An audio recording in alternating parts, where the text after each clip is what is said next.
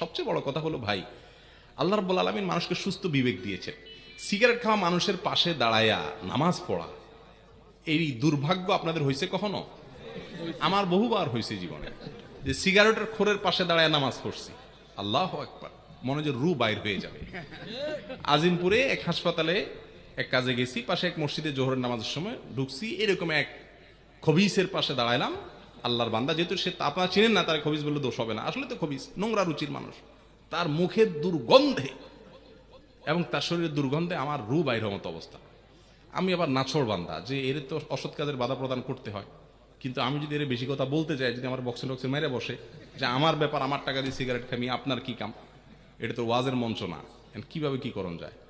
তো বুদ্ধি করে পরে আমার পকেটে সবসময় কাগজ কলম থাকে, কাগজ কলম নিয়ে লিখলাম যে ভাই, আপনার পার্শ্ববর্তী মুসল্লিকে কষ্ট দিয়ে নামাজ পড়লে এতে আল্লাহ খুশি হবেন না, আল্লাহর বান্দাকে কষ্ট দিলে আল্লাহ কখনো খুশি হয় না, আল্লাহর অস্তে দুর্গন্ধ, এটা থেকে বেঁচে থাকবেন। কিছু পরামর্শ দিয়ে ওই লোক যখন সুন্নতের নিয়ত করছে, মাত্র দেখলাম যে অন্তত 2 রাকাত সুন্নত পড়তে 2-3 মিনিট তো লাগবে, এই ফাঁকে আমি পালায় যাব।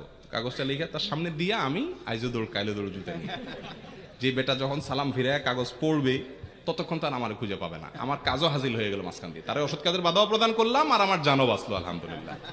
অনাজকে অসৎ কাজের বাধা প্রদান করতে গিয়ে মাইদুর খেয়ে আসে, এরপর বলে হুজুর আপনার কথা শুনতে গিয়ে মাইদুর খাইছি। আপনার আল্লাহ তাআলা বুদ্ধি বিবেক দেয় নাই, বুদ্ধি বিবেক